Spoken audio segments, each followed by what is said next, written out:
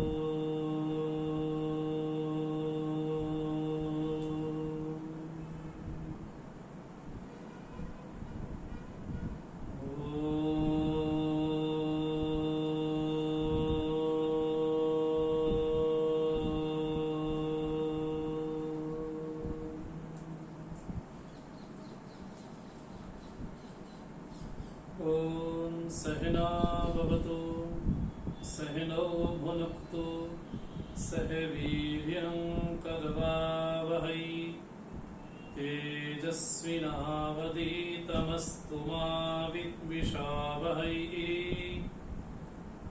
ओम शांति शांति शांति। समस्त जन कल्याणे निरतं करुणामयं नमामि चिन्मयं देवं सद्गुरुं ब्रह्मविद्वरं।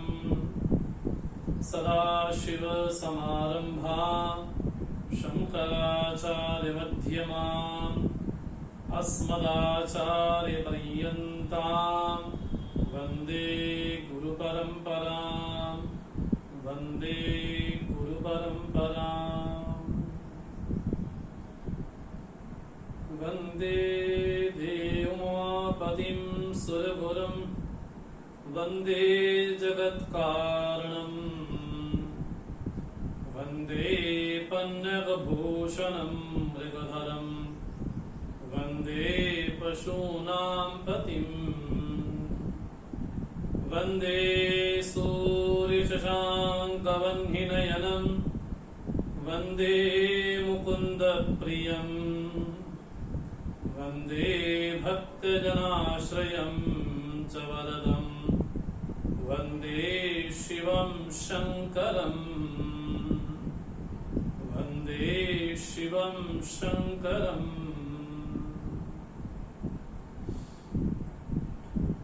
अखिलेश्वर सर्वेश्वर भगवान सदाशिव की कृपा से,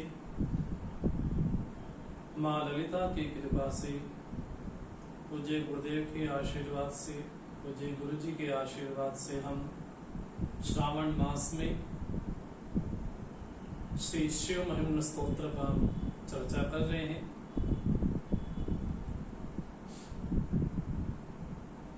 पुष्पदंताचार्य भगवान शिव के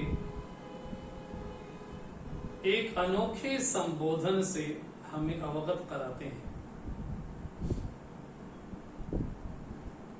भगवान शंकर का नाम, शिव का नाम रखते हैं भुवन भय भंग व्यसनिना। सृष्टि में अगर कहीं भी प्राणी पीड़ित है, अगर कोई भी जंतु पीड़ित है, तापों से संताप से बड़ा ग्रस्त है,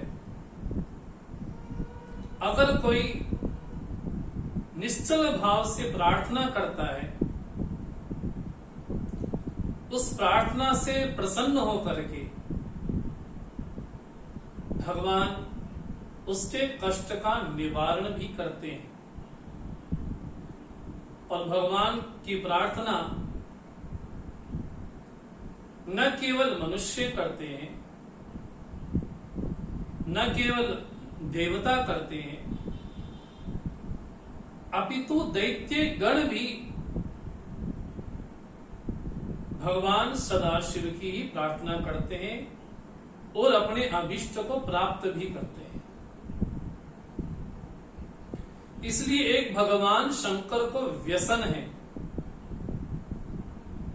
कई लोग कहते हैं कि भगवान भांग इत्यादि का व्यसन करते हैं, है ना।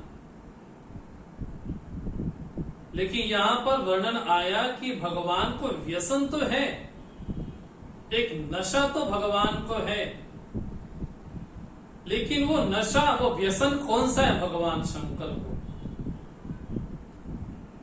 कि भुवन भय भंग। उनका जीवन में जो भय है, प्राणियों में कष्टों को लेकर के जो भय विशेष है, संसार को लेकर के जो भय विशेष है, जो भयाक्रांत है, उस भयभीत प्राणी का भय दूर करना ही भगवान का व्यसन है, भगवान का नशा है। इससे सुंदर और बात भगवान के विभूषण की ओर क्या होगी।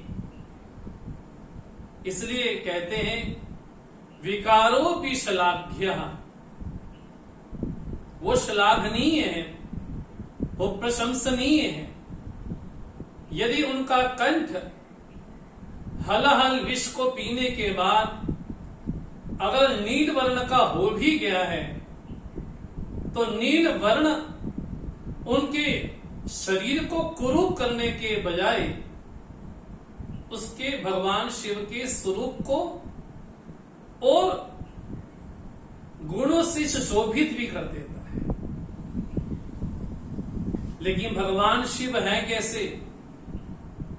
तो रुद्राष्टकम में गोस्वामी जी कहते हैं तुषाराद्रि संकाशम गौरम गभीरम, बिल्कुल शुभ्र वर्ण के भगवान है शिव। लेकिन कंठ नील होने के बाद भी विकार भी वहां पर श्लाघनीय हो जाता है, प्रशंसनीय हो जाता है।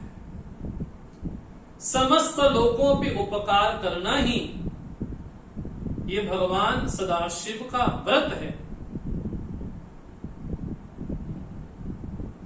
ये उनका दृढ़ व्रत है कि उसके भय को दूर करना ही ये न केन प्रकारेण, उसके भय को दूर करना भगवान का व्रत है, ये भगवान का व्यसन है।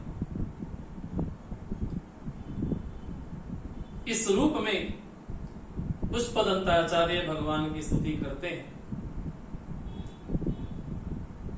और सृष्टि में जहां भी कुछ भी घटना विशेष घटती है, भगवान का कहीं भी कोई अवतार विशेष होता है, उस अवतार के पूर्व एक समष्टि योजना घटित होती है। वो समष्टि योजना रामावतार में भी है, कृष्णावतार में भी है, नृसिंहावतार में भी है। भगवान ने जितने भी अवतार विशेष लिए हैं, उन समस्त अवतारों में एक मुख्य भूमिका रहती है और उसका नाम है समष्टि योजना। अहिल्या को जब शाप मिला, जब भगवान राम अवतरित होते हैं और अहिल्या का उद्धार करते हैं, तो अहिल्या उस ऋषि के बारे में क्या कहती है? मुनि सापो जो दीना अति भल कीना, मुझे मुनि ने जो शाप दिया वो मेरे लिए कल्याणकारी हुआ, उसने मेरा भला ही किया। तो भगवान राम का अवतार होना न केवल रावण कुंभकर्ण के लिए है, अपितु भगवान का अवतार अपने समस्त भक्तों का उद्धार करना ही है। लेकिन उस रामावतार में किन किन साधकों की प्रार्थना समर्पित हुई? नारद जी को राजकुमारी के प्रति अधिक स्नेह हो गया और भगवान से याचना करते हैं कि मुझे अपना ही रूप दे। और उस सभा में नारद जी तो राजकुमारी को ही वरमाला पहनाना चाहते थे, लेकिन वरमाला तो विष्णु के गले में ही गई। तो नारद बड़े क्रुद्ध होकर के जब वहां से आते हैं और भगवान को अनेकानेक प्रकार के शाप देते हैं कि जिस तरह से आज मैं पीड़ित हुआ हूं, दुखी हुआ हूं, तो तुमको भी स्त्री के वियोग में भटकना ही पड़ेगा। और उस समय भगवान अपनी लीला को जैसे ही दूर करते हैं तो नारद जी उसे क्षमा याचना करते हैं, प्रभु मेरे से बहुत बड़ी गलती हो गई। कि राम विष्णु कहते कि नहीं, ये तो होना ही। तो नारद जी के मुख से शाप होना एक समष्टि योजना के तहत है। अहिल्या का उद्धार होना ये समष्टि योजना है। शबरी का उद्धार होना, अगर शबरी के गुरु उनको गुरु मंत्र देते हैं और कहते हैं इस नाम का जो नामी है, जिस राम को तुम स्मरण करो, उस नाम का जो नामी है वो खुद चल करके तुम्हारे पास आएगा, वो स्वयं ही आएगा। तो शबरी के गुरु जानते हैं कि रामावतार होगा तो राम जी आएंगे। तो शबरी को राम के दर्शन होना ये समष्टि योजना का भाव है। विभीषण को राम के दर्शन होना ये रामावतार के पीछे हेतु है। हनुमान जी को राम जी के दर्शन होना ये समष्टि योजना के अंतर्गत ही है। भरत सरीखे भक्त को राम का अनन्य सानिध्य मिलना ये रामावतार के पीछे हेतु है। कौशल्या श्री की स्त्री को साक्षात परमात्मा का मां बनने का सौभाग्य प्राप्त होना ये समष्टि योजना के अंतर्गत ही। और उसके द्वारा भगवान श्री राम ने अनेकानेक असुरों का, राक्षसों का संहार किया, वो भी समष्टि योजना ही। उन्हीं समष्टि योजनाओं में ही जब भगवान श्री राम भाई लखन के साथ, मां जानकी के साथ जब वन को हैं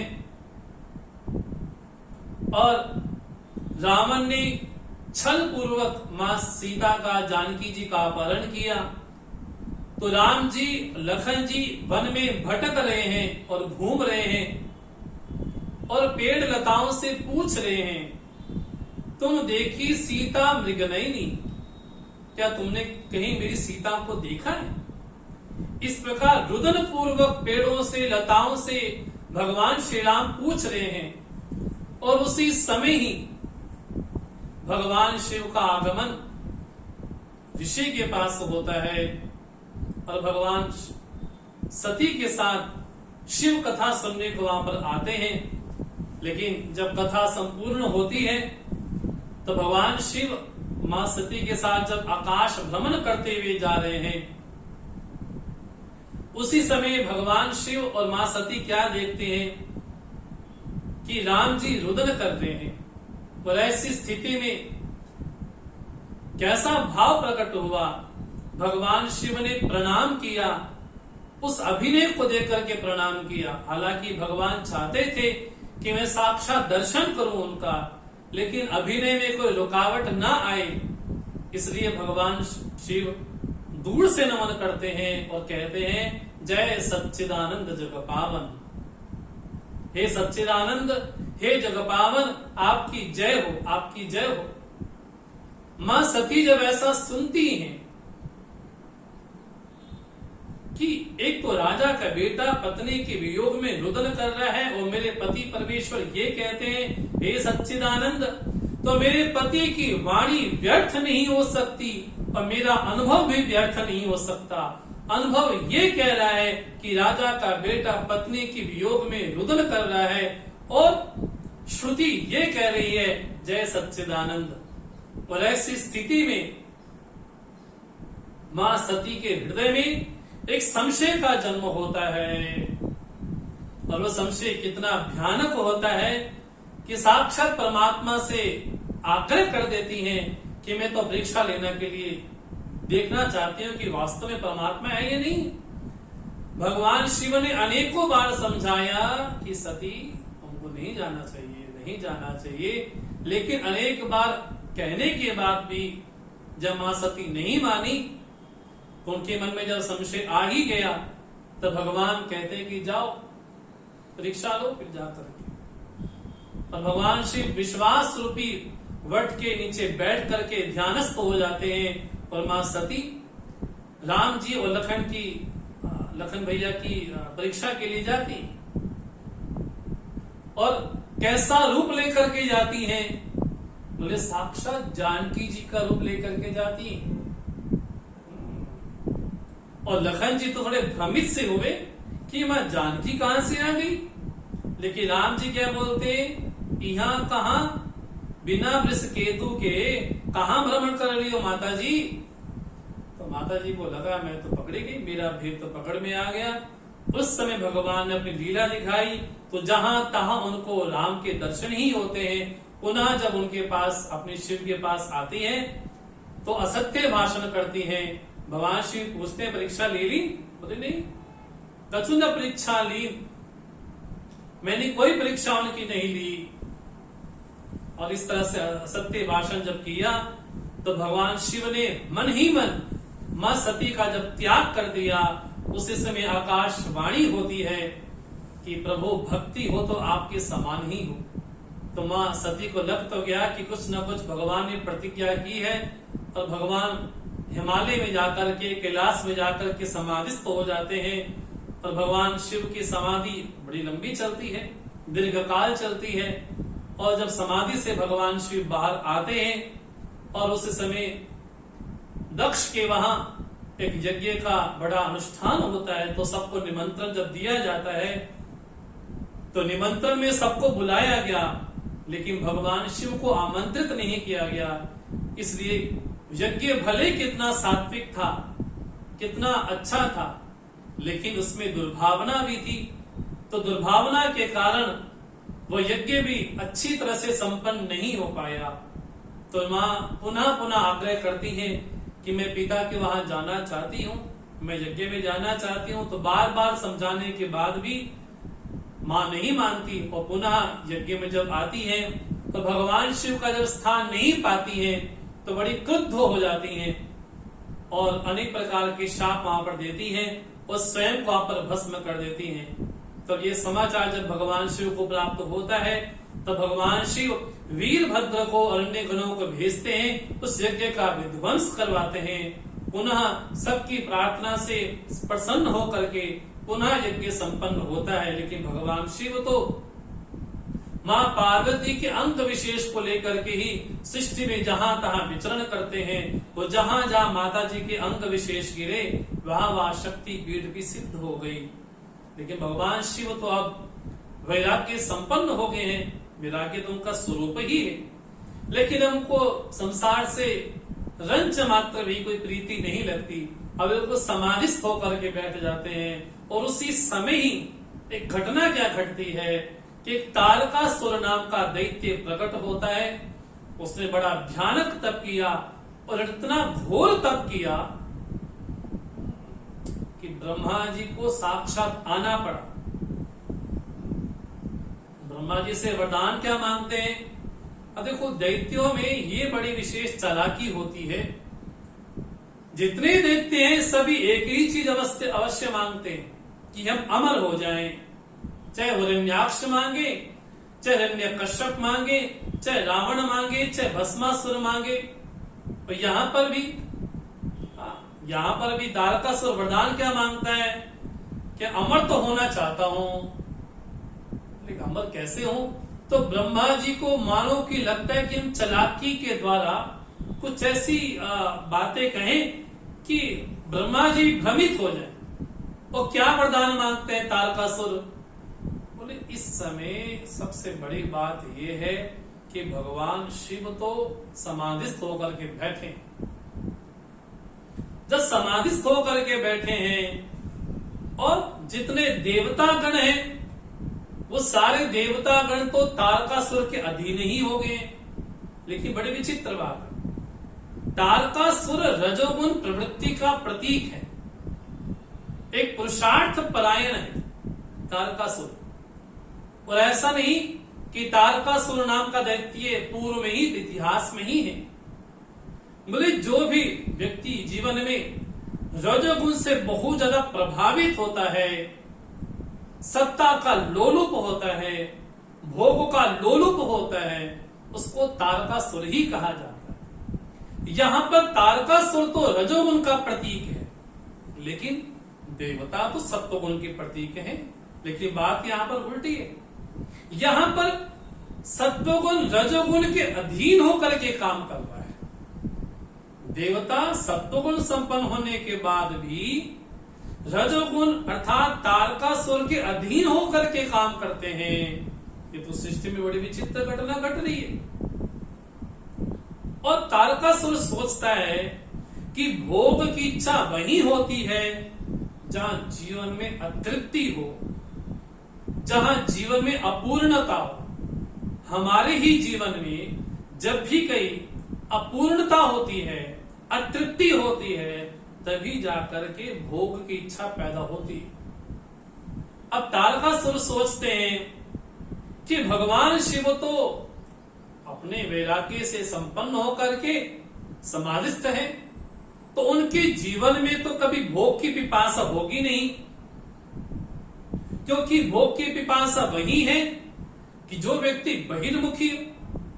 तो भगवान शिव तो अंतर्मुखी, तो जो अंतर्मुखी होगा, जो पूर्ण होगा, उसके जीवन में कभी भोग की आकांक्षा जब होगी ही नहीं, तो तारकासुर ने बड़ी चालाकी से क्या किया, वरदान मांगा, प्रभु ब्रह्मा जी मैं अमर तो होना चाहता हूं, लेकिन मैं मरूंगा तब जब भगवान शिव के द्वारा कोई उत्पन्न पुत्र होगा, उसके द्वारा मेरा संहार हो। तो ब्रह्मा जी ने कहा ठीक है तथास्तु। तारकासुर को लगा कि मैंने बड़ी बुद्धिमानी से, बड़ी चालाकी से ब्रह्मा जी को भ्रमित कर दिया है, और भ्रमित इस रूप में किया है कि शिव जी कभी समाधि से बाहर आएंगे नहीं और मेरा कभी संहार होगा नहीं। तो क्या बोले, वैसे अजर अमर होकर के सृष्टि में बड़ा ताप कर रहा है, लोगों को पीड़ित कर रहा है, दुखी कर रहा है, देवताओं को भी कर रहा है और मनुष्यों को भी कर रहा है। उसको यही लगता है कि ना भगवान शिव समाधि से बाहर आएंगे, ना बाहर आएंगे, ना कभी विवाह होगा, ना कभी विवाह होगा, तो ना कभी उनका पुत्र होगा, तो ना कभी पुत्र होगा, तो ना कभी मेरा संहार ही होगा। तो मैं अजर तो हो ही गया, मैं अमर तो हो ही गया। लेकिन समष्टि योजना के कारण सृष्टि में कोई ना कोई घटना विशेष घटती है, और यहाँ पर तो तारकासुर बड़ा अपना रूप दिखा रहा है, सबको बड़ा भयानक रूप दिखा रहा है। उस समय ब्रह्मा जी के पास समस्त देवता गए, बोले हम तो बड़े परेशान हो गए, ये तो तारकासुर तो सृष्टि में बड़ा उसने आक्रांत किया सबको। तो ब्रह्मा जी ने प्रार्थना की राम जी से कि प्रभु आप कृपा विशेष करो, समाधि भगवान के शिव बाहर आए तो कुछ कल्याण हो, सृष्टि का कल्याण भी हो। अब भगवान शिव समाधिस्थ, भगवान शिव अपने स्वरूप में पूर्ण निष्ठ, ऐसे भगवान शिव को बाहर आना। तब भगवान राम ने शिव जी से कहा कि अब आपको समष्टि कल्याण के लिए कुछ उपाय करना चाहिए, तो आपको विवाह विशेष करना चाहिए। लेकिन विवाह कैसे हो, वो घटना विशेष घटे, तो विवाह होने के लिए भी भगवान शिव को तो बाहर आना पड़ेगा समाधि से। वो घटना कैसी घटेगी, तारकासुर का वध करने के लिए, उसके लिए विशेष जो देवता को नियुक्त किया गया वो था कामदेव। और वो कामदेव की घटना कैसी घटी, इस सारी घटना को बतलाने के लिए पुष्पदंताचार्य 15वें श्लोक में कहते हैं। देखिए, एक ही श्लोक में कितनी घटना, कितनी कथा आकर के सीमित हो जाती है। इसलिए हम तो कहते हैं कि शिव महिमा स्तोत्र को पहले तो याद कर ले, है ना। जब याद हो जाए तो एक श्लोक को बैठ के चिंतन करें, एक श्लोक। जब एक श्लोक बैठ के जब चिंतन करेंगे तो सारी जो घटनाएं घटती हैं, जो अवतार होते हैं, अवतारों का क्या प्रयोजन होता है, किस लिए भगवान अवतार विशेष लेते हैं, वो सारी घटना केवल एक श्लोक चिंतन करते जाएं, मनन करते जाएं, तो सारी घटना हमारे चित्त में प्रकट हो जाती है। ये है श्लोक को याद करने का सबसे बढ़िया उपाय और सबसे बढ़िया फल। श्लोक को याद करने का फल ही यही है। पहले जमाने में जब कोई ग्रंथ पढ़ाया जाता था तो गुरु लोग क्या करते थे, पहले पुस्तक को शिष्य से याद करवाते थे कि याद हो गया, अब आके पढ़ो, है ना।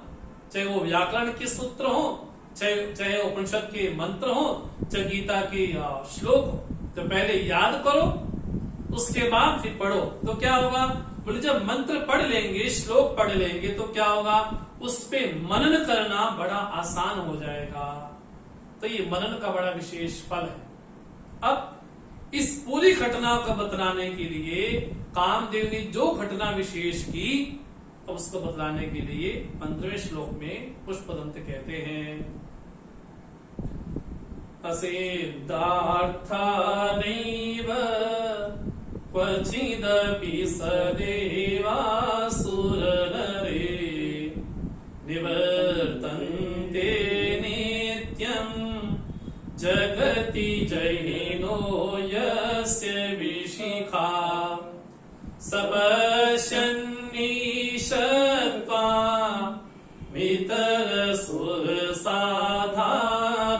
मितरसुरसाधारणमभूत् स्मरः स्मर्तव्यात्मा नैव शिशुपत्या परिभवः। तो बड़ा प्यारा संबोधन देते हैं तीसरी पंक्ति में भगवान के लिए, हे ईश, आप कौन हैं? बोले आप ईश हैं, अर्थात आप ईश्वर हैं। ईश्वर है अर्थात बोले संपूर्ण भूतों पर आप शासन करने वाले हैं। इसलिए भगवान शिव की स्तुति में क्या कहा गया, ईश्वरा सर्वभूताना, संपूर्ण भूतों के ईश्वर कौन है, शासक कौन है। तो शासन देख करके उसका नाम पड़ता है कि वो ईश्वर है। जैसे कोई व्यक्ति घर में तो काम ही करता है ना, परिवार को संभालता है, लेकिन मानो कि वो स्कूल टीचर हो, तो जब विद्यालय जाएगा, स्कूल जाएगा, उसका नाम पड़ जाएगा कि ये शिक्षक है, शिक्षा देता है, तो शिक्षा के कारण उसका नाम पड़ गया कि वो शिक्षक है।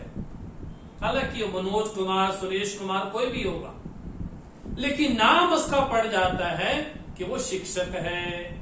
बोलो उसी तरह से जो कोई शासन करता है, वो शासन करने के कारण उसका नाम पड़ जाता है कि वो कौन है, बोले वो ईश्वर है। तो शासन करने के कारण ही उसी सत्ता को एक नाम दिया जाता है कि वो ईश्वर है। उसके कार्य को देख करके उसका नाम पड़ा। अब पूरे जगत में शासन किसका है, बोले भगवान का ही शासन है, इसलिए उसका नाम क्या है, बोले ईश्वर है वो। और उसके शासन में क्या क्या नहीं है, श्रुतियां तो यहां तक बोल देती हैं उसके बारे में, भयादस्य अग्निस्तपति भयात् तपति सूर्या भयादिन्द्रस्य अग्निश्च मृत्यु धावति पंचमा। बोले उसके शासन से ही, अनुशासन से ही सूर्य उदित होता है, अस्त होता है, अग्नि दाहक होती है, प्रकाशकत्व होता है, यम अपना कार्य करता है, उसके शासन में ही कार्य करता है। गुरबाणी क्या कहती है, हुक्मे अंदर सबको, बाहर हुक्म ना कोई। बोले सारी सृष्टि कैसी है, बोले एक नियम से निबद्ध है। और ऐसा नहीं, सारी प्रकृति ही नियम निबद्ध है, और मनुष्य भी प्रकृति से निबद्ध ही है। अगर हमारे सामने कोई शत्रु आएगा तो भावना हमारे मन में शत्रु वाली ही होगी। अगर कोई मित्र आएगा तो हमारे मन में फीलिंग्स भी मित्र वाली ही होगी, क्योंकि हम भी प्रकृति से निबद्ध ही हैं। तो भगवान की स्तुति में कहते हैं, हे ईश, हे सर्वेश्वर भगवान सदाशिव। क्या घटना घटी? अब ब्रह्मा जी ने समस्त देवताओं को कहा कि अब भगवान शिव को समाधि से तो बाहर आना चाहिए। तो कैसे आया जाए? बोले तैयार किया गया मदन मोहन को। उस मदन मोहन की क्या विशेषता है? बोले मदन मोहन की काम की ये विशेषता है कि जहां चित्त में किसी भी वस्तु का ध्यान होता है तो क्या होता है? तो भगवान की वाणी में कहे तो ध्यायतो विषयान पुंसः संगस्तेषुपजायते संगात् संजायते कामः कामात् क्रोधो विजायते क्रोधात् भवति सम्मोहः सम्मोहात् स्मृति विभ्रमा स्मृति भ्रंशात् बुद्धिनाशः बुद्धिनाशात् प्रणश्यति। तो काम का उदय कहां से होता है जीवन में? कामना का उदय कहां से होता है जीवन में? बोले जब भी किसी वस्तु का, व्यक्ति का ध्यान किया जाता है तो मन में कामना उत्पन्न होती है कि वस्तु ऐसी है, ये व्यक्ति ऐसा है, तो मुझे मिलना चाहिए, मुझे ही मिलना चाहिए। जब कामना पूर्ण हो गई तो क्या होगा? बोले चित्त में लोभ होगा। मैंने कामना की थी, अब मेरी कामना पूर्ण हो गई। जब कामना पूर्ण होती है जीवन में तो लोभ होता है, और जैसे जैसे किसी वस्तु के प्रति लाभ होता जाता है वैसे वैसे लोभ भी होता है। गोस्वामी जी कहते हैं, जिन प्रति लाभ लोभ अधिकाई। जैसे जैसे किसी वस्तु को प्राप्त करने में लगता है कि अभी ये मिल जाएगी, ये मिल जाएगी, ये मिल जाएगी, तो क्या होता है? जैसे जैसे लाभ हुआ वैसे वैसे लोभ भी हुआ। जब व्यक्ति की कामना पूर्ण हो जाती है तो लोभ होता है। जब लोभ होता है तो अधिक अधिक वस्तुओं को ग्रहण करना ये उसके चित्त में आ जाता है। जब ऐसी मनस्थिति हो जाती है तो जो दूसरा व्यक्ति है उसके विकास को सहन न करने के कारण उसके चित्त में मात्सर्य का, ईर्ष्या का भाव उदित होता है। तब क्या हुआ? बोले जब ईर्ष्या होगी आपस में, मात्सर्य होगा तो हिंसा होगी। यदि काम की पूर्णता हो गई तब तो लोभ है, और यदि काम की पूर्णता ना हुई तो क्या होगा? कामात् क्रोधो विजायते। यदि मेरी कामना पूर्ण नहीं हुई, जिस व्यक्ति को मैं चाहता हूं, जिस वस्तु को मैं चाहता हूं, अगर वो नहीं मिला तो क्या होगा? बोले कामना से क्रोध का जन्म होगा। तो क्रोध क्या करेगा? जब क्रोध होगा तो क्या होगा? क्रोधात् भवति सम्मोह। व्यक्ति मोहित हो जाएगा, तो मोहित होने के बाद स्मृति विभ्रमा, फिर व्यक्ति को याद नहीं रहता, स्मरण नहीं रहता कि बड़ों का आदर करना चाहिए, शिष्टाचार करना चाहिए, बड़ों से ऐसी बात करनी चाहिए, ऐसी बात नहीं करनी चाहिए, है ना? गुरुजनों से ऐसी बात करनी चाहिए, ऐसी बात नहीं करनी चाहिए, माता पिता से बात कहनी चाहिए कि नहीं कहनी चाहिए। उसकी स्मृति ही खत्म हो गई। तो स्मृति जब गई तो क्या हो गया? स्मृति वंशात् बुद्धि नाशा। जब स्मृति का विभ्रम हो गया तो बुद्धि नाश तो अवश्यम भावी है। तो जहां बुद्धि नाश हुआ तो व्यक्ति प्रनष्ट हो ही गया। तो काम की शुरुआत कहां से होती है जीवन में? किसी भी वस्तु का ध्यान करने से, किसी भी व्यक्ति का ध्यान करने से। तो शुरुआत होती है कामना के ध्यान से, और पतन कहां होता है? बुद्धि नाशात् प्रणश्यति। अब यहां पर कामदेव को कहा गया कि आप आगे आए, और इस कामदेव की विशेषता क्या है? उसकी विशेषता के बारे में पहले पुष्पदंत कहते हैं। असिद्धार्थ नैव क्वचिदपि सदैव असुर नरे निवर्तन्ते नित्यं जगति जैनो यस्य विशिखा बाणाः। जिन कामदेव के बाणों से, जी कामदेव के बाण कैसे हैं? नित्यम जैना, वो नित्य विजयी होकर के रहते हैं।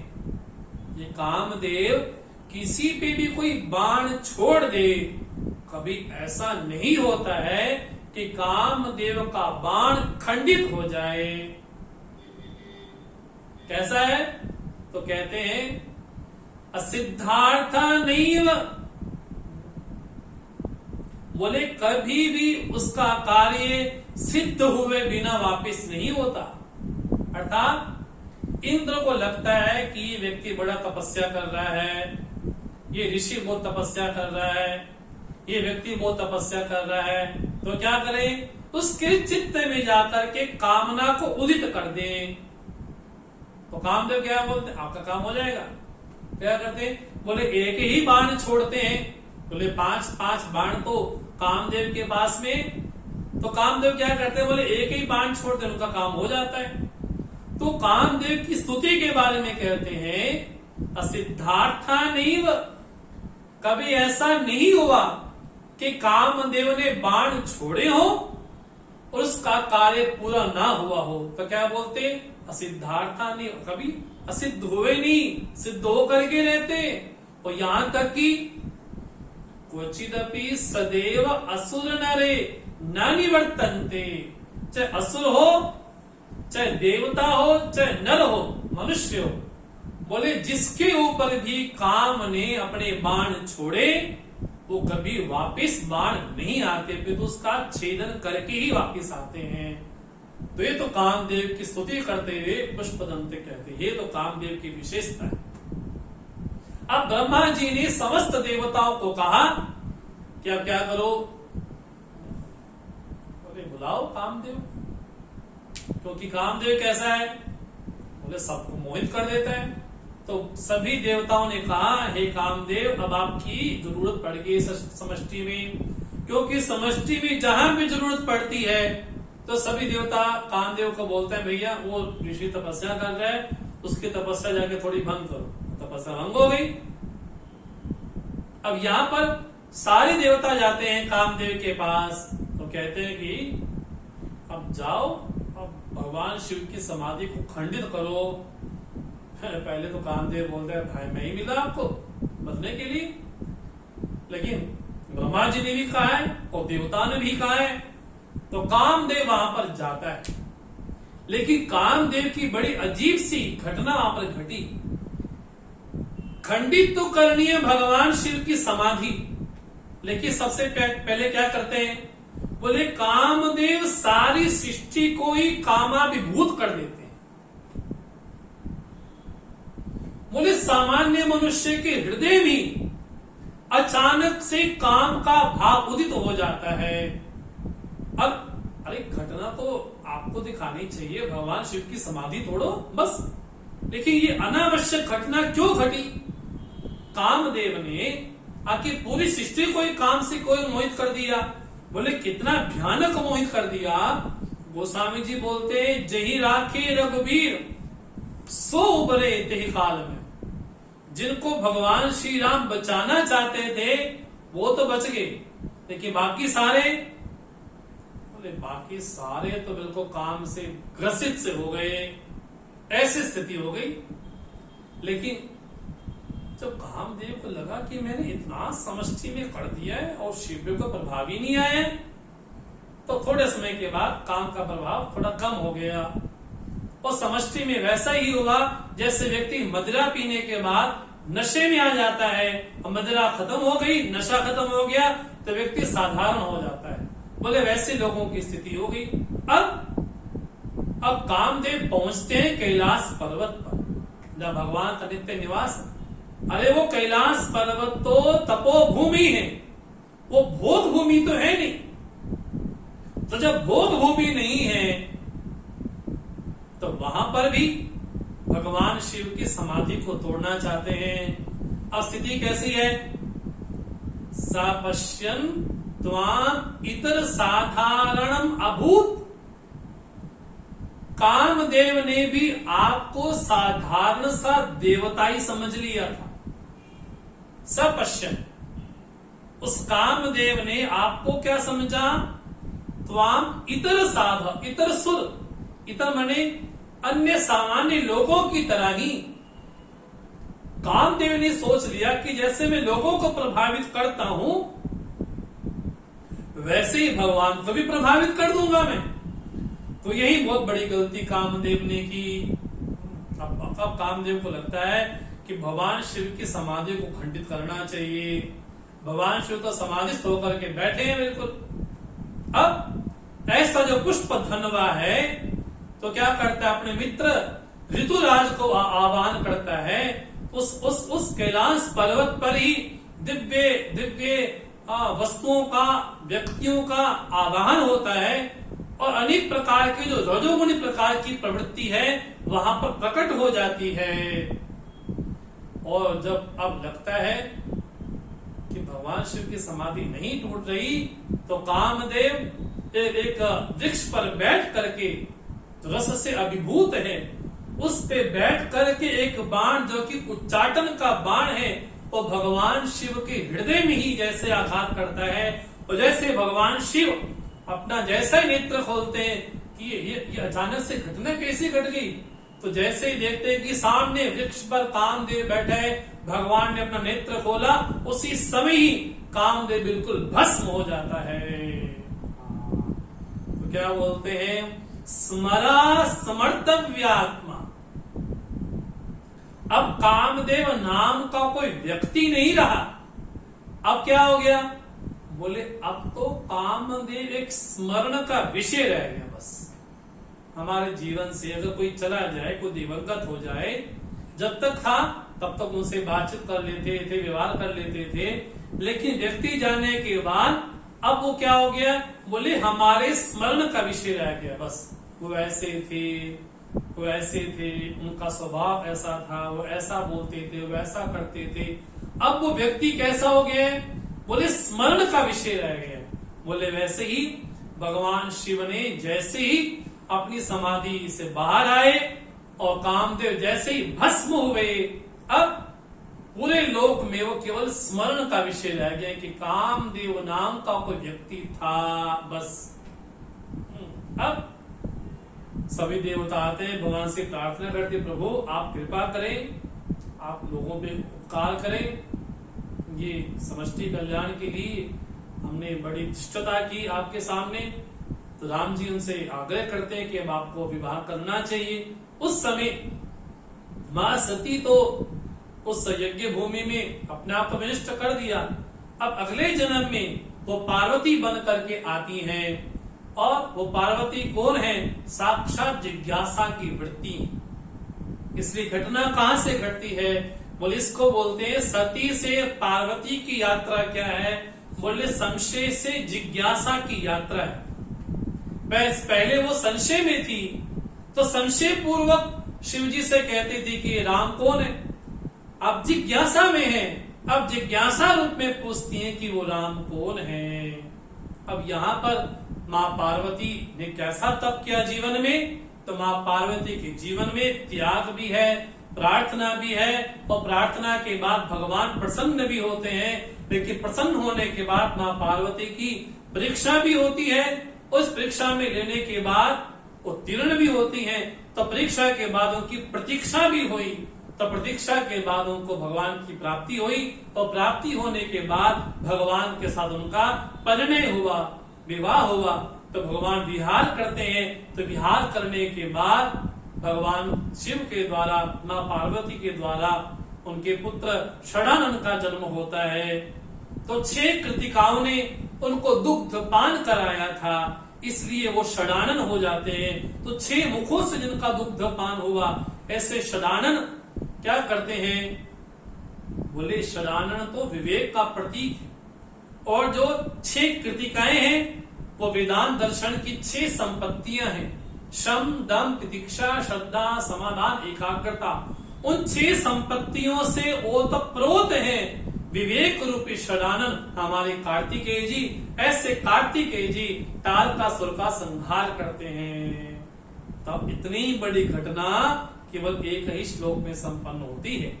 जिसकी सूक्ति क्या है? तो बोलते हैं स्मरः स्मर्तव्यात्मा। अब तो कामदेव केवल स्मरण का विषय रह गए हैं, इसलिए कहा गया है नहीं वशिषु पथ्य परिभवः। अगर कोई योगी है, अगर कोई संयमी है, उसका कोई परिहार करता है, तिरस्कार करता है, बोले उसका कभी हित नहीं होता। तो साधारण योगी का कोई तिरस्कार करता है, उसका जब हित नहीं हुआ तो साक्षात कामदेव, हालांकि समष्टि योजना के कारण ही उनको आगे किया गया था, लेकिन फिर भी उसने भगवान शिव को साधारण ही समझ लिया। तो साधारण समझने का जो मन में भाव था, उसका फल ये हुआ कि आज वो सब लोगों के लिए एक स्मरण का विषय मात्र रह गए हैं। इसलिए बोलते हैं स्मरा समर्थव्यात्मा नहीं वशिषु पथ्य परिभवः। घटना यहाँ पर आके घटित होती है, तो यहाँ पर आके श्लोक संपन्न होगा। अब अगले श्लोक की भी घटना विशेष है, इसलिए श्लोक के साथ साथ घटनाएं चलती रहती है समष्टि। एक राक्षस था, दैत्य था, उसका नाम था कालबल। तो कालबल ने बड़ा भयंकर तप किया, बड़ा भयंकर तप किया, इतना भयानक तप किया। तो ब्रह्मा जी प्रकट हुए, बोले मांगो क्या मांगते हो। अब देखो क्या विचित्र चीज मांगते हैं कालबस। कालबस बोलते हैं कि मुझे इतना बड़ा शरीर दे दो कि मैं सारे त्रिभुवन को खा जाऊं। क्या बोले? इतना बड़ा शरीर मुझे दे दो कि मैं सारे त्रिभुवन को भी खा जाऊं। ब्रह्मा जी ने कहा तुम पागल हो गए हो, त्रिभुवन खा जाएगी तो बचेगा क्या? ये चीज नहीं मिलने वाली, तपस्या करो आराम से। पुनः तपस्या करने लग जाते हैं। पुनः शिव जी के पास बात पहुंचती है कि वो तो वरदान ऐसा मांग रहा है। तो भगवान शिव कहते ठीक है, जस को तैसा मिलना ही चाहिए। यदि ऐसा वरदान मांगा है तो कोई ना कोई उपाय तुम खोज ही लेंगे। तो क्या ब्रह्मा जी से पुनः वरदान मांगते हैं कि मुझे वरदान रूप से ये दो कि इतना बड़ा मेरा शरीर हो जाए कि ताकि त्रिभुवन को खा लूं। तो ब्रह्मा जी ने कहा ठीक है, एक शर्त पे। बोले क्या? बोले गोधूली वेला में, संध्या वेले में तुम्हारा शरीर बड़ा होगा, लेकिन तारा आते ही, तारा दर्शन होते ही तुम जैसे के वैसे ही हो जाओगे, तो खा नहीं पाओगे, केवल तारा दर्शन हो बस। अब गोधूली वेले मतलब सायंकाल, अभी सायंकाल हुआ, जैसे ही सायंकाल होता है तो तारे दिखाई शुरू हो जाते हैं। तो ब्रह्मा जी को लगा कि गोधूली वेला से लेकर के तारा उदित होने तक वो कितना खा लेगा, साथ में तो हो ही जाते हैं। इतना भगवान शिव को उन्होंने अनुनय कर दिया कि भगवान अब आपके ऊपर छोड़ते हैं हम, अब आप ही कुछ कृपा करें। तो भगवान शिव कैसे हैं? भुवन भय भंग व्यसनिना, लोगों का कल्याण करना, कष्टों का निवारण करना, ये भगवान शिव का व्यसन है। उस नशे से अभिभूत है भगवान शिव। तो ब्रह्मा जी से बोलते हैं हम निश्चिंत रहें, कुछ ना कुछ तो हम करते ही हैं। तो क्या करें? भगवान शिव ने कहा अब हम क्या काम करते हैं। क्या? बोले हम तांडव नृत्य करेंगे। तो तांडव नृत्य जब भगवान करेंगे तो वो क्या करेगा कालबल? बोले भगवान को देखता रहेगा, देखता रहेगा, देखता रहेगा, देखता रहेगा, अभिभूत हो जाएगा भगवान शिव के प्रति। जब मुझे देखता ही रहेगा तो गोधूली वेला भी चला जाएगा और तारा भी आ जाएगा, तो लोगों का संहार भी नहीं होगा। अब भगवान शिव ने नियम क्या ले लिया?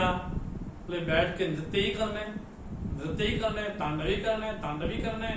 कैसा भगवान ने तांडव किया, वो कितना रुद्र तांडव था, उस तांडव का प्रभाव क्या हुआ, इस बात को बतलाने के लिए कहते हैं 16वें श्लोक में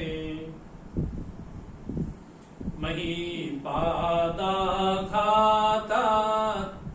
प्रजति सहसा संशय पदम पदम विष्णोत्थाम्य भुज परिघर्नग्रहगणम् मूर्ध्योऽस्तं या जनिभृतजटाताडितकटा जगद्रक्षायै त्वं नटसि ननु वामैव विभूता। अब भगवान शिव ने तो नियम बनाए क्या? जगत रक्षाई त्वं नटसि, जगत की रक्षा के लिए आपने क्या नियम लिया? आप नृत्य करेंगे महाराज, तांडव करेंगे, लेकिन भगवान का तांडव कैसा है? तो भगवान बोलते हैं, पुष्पदंत कहते हैं, मही पाद आघातात् सहसा संशय पदम व्रजति। भगवान शिव जब नृत्य करेंगे तो भूमि पे क्या हाल होगा? बोले पाद का जो आघात होता है, अब भगवान शिव नृत्य कैसे कर रहे हैं? है ना, उनका नृत्य को सामान्य नहीं है हमारी आपकी तरह, है ना, कोई भंगड़ा कर ले वैसा नृत्य ही नहीं कर रहे भगवान। अब भगवान जब आघात करते हैं पृथ्वी पर, तो मई मैंने पृथ्वी, तो जब आघात करते हैं नृत्य करने के लिए तो क्या होता है? पृथ्वी को लगता है संशय पदम रजती, उसको लगता है कि भूकंप आ जाएगा तो खत्म हो जाएगी पृथ्वी बिल्कुल। ये तो पृथ्वी की बात है। और अब यहां पर अंतरिक्ष की बात क्या है? बोले भगवान शिव अपने हाथों के द्वारा अनेक प्रकार की मुद्राएं बनाते हैं नृत्य करने के समय। तो क्या बोलते हैं? पदम विष्णु, पदम विष्णु था अंतरिक्ष लोक, वहां पर स्थिति कैसी है? भ्राम्य भुज परिकुरुन ग्रह गणम। अब भगवान शिव का विशाल शरीर हो, अनेक प्रकार के ब्रह्मांड हो, नक्षत्र हो, गण हो, तारा गण हो, जब भगवान हाथों के द्वारा अनेक प्रकार की आकृति करते हैं तो क्या हो रहा है? बोले लोग आपस में टकराते हैं उनके हाथों की आकृति के द्वारा। ये स्थिति कहां की है? बोले अंतरिक्ष की। और द्यौलोक की स्थिति कैसी है? द्यौ मुह द्यौ द्योस्थम याति। जो द्योलोक है उसकी स्थिति कैसी है? बोले दोस्थम याति, मैंने बोले उसकी स्थिति कैसी? दुर्वस्था को प्राप्त हो जाता। कैसे? अनभृत जटा ताड़ित तटा। भगवान का जो नृत्य है वो कैसा है? बोले भगवान की जटाएं इतनी खुली हुई हैं। जब भगवान की जटाएं इतनी खुली हैं तो वो नृत्य करेगा, उसकी जटाएं बिखरेगी। तो जटाएं जब बिखरेंगी तो क्या होगा? बोले जितने नक्षत्र हैं, तारागण हैं अंतरिक्ष में, देवलोक में, सबके साथ टकराते हैं। जब टकराएंगे तो त्रिभुवन में कैसी स्थिति होगी? आप कल्पना करें, पृथ्वी आघात से घबरा जाती है। अंतरिक्ष लोक, बोले वहां पर जो नक्षत्र गण है, तारागण है, बोले आपस में मानो कि खंडित सोने लगते हैं। और द्युलोक में स्थिति कैसी है? बोले अपनी जटाओं के द्वारा सबको तितर बितर कर देते हैं। ऐसे भगवान शिव जब नृत्य करते हैं तो कहते हैं ननु वामैव विभूता। जब भी जीवन में व्यापकता आती है, प्रभुता आती है, तो प्रभुता आने के बाद सृष्टि में थोड़ा बहुत तो हलचल तो पैदा होगी ही होगी। आप देखो हमारे शहर अमृतसर में प्रधानमंत्री को आना हो मानो तो क्या होगा? पूरे शहर को बंद कर दिया जाएगा। यहां से जा सकते, वहां जाओ, वहां जाओ, यहां से न जाओ, वहां से मत जाओ। पहले एक प्रधानमंत्री को आने के लिए शहर में इतना ज्यादा सब कुछ बन जाता है। ये प्रभुता है, ये व्यापकता है। ये जब थोड़ी सी प्रभुता से समष्टि छोटे जगत में ये हो सकता है, तो जो समष्टि अहम है, जो कि तमोगुण का प्रतीक तो कहें, लेकिन जो तमोगुण में रहने वाले प्राणी हैं, उनका उद्धार करने वाले जो प्रभु हैं, जब वो तांडव नृत्य करेंगे तो उनकी व्यापकता कैसी होगी? बोले कैसी होगी? बोले वामाइव। क्या बोलते हैं? वामा मैंने प्रतिकूलित तो होगी, सामान्य नहीं होगी। क्या कैसे होगी? बड़ी प्रतिकूल तरह की होगी। इस तरह भगवान शिव कैसे हैं? भुवन भय भंग व्यसनिना जगत रक्षाई त्वम नटसी। अब काल बस क्या करता है? भगवान को देखता नहीं, भगवान शिव कैसा नृत्य कर रहे हैं, कैसा नृत्य कर रहे हैं, कैसा नृत्य कर रहे हैं भगवान, ऐसा भयानक नृत्य कर रहे हैं। वो जब भगवान को देखता रहता है तो गोधूलि का बेला भी चला जाता है और तारा भी आ जाता है और सृष्टि जो की तो चलती भी रहती है। ये भगवान क्या करते हैं? लोगों पर उपकार करने के लिए ही भगवान ने वैसा दिव्य रूप धारण किया। अब किसी ने पूछा कि भगवान शिव ने इतना भयानक जब रूप लिया तो भगवान का आदि कहां होगा, अंत कहां होगा? जैसे भगवान ने अर्जुन को विराट रूप का दर्शन करवाया तो अर्जुन क्या बोलते हैं? नान्तम पश्यामि न मध्यम पश्यामि न बत आदि पश्यामि। आपका न मैं आदि देख पा रहा हूं, न अंत देख पा रहा हूं, न मध्य देख पा रहा हूं। तो भगवान शिव जब नृत्य करते हैं, तांडव नृत्य करते हैं, तब भगवान शिव कैसे लगते हैं? उनका शरीर कितना विशाल होगा। कुछ पदंत बोलते हैं कि कहने में तो कोई कह ही नहीं सकता है कि भगवान का शरीर कितना होगा। बोले कोई बच्चा पूछे, कोई हिमालय बच्चा घूमने गया हो तो उससे पूछा जाए हिमालय कितना बड़ा है? बोले इतना बड़ा है। इतना बड़ा है? बोले इतना बड़ा है। बोले कितना भी हाथ आगे करेगा हिमालय तो असीम ही है। इस बात को बतलाने के लिए अब अगला श्लोक आता है कि भगवान शिव का शरीर जो भगवान का विग्रह है कितना विशाल हो गया था। इस बात को बतलाने के लिए अगला श्लोक आता है, तो कल उसमें हम चर्चा करते हैं। आज के दिन को ये विश्राम करते हैं। ओम पूर्णमदः पूर्णमिदं पूर्णात् पूर्णमुदच्यते पूर्णस्य पूर्णमादाय पूर्णमेवावशिष्यते। ओम शांति शांति शांति। हरि ओम। श्री गुरुभ्यो नमः। हरि ओम।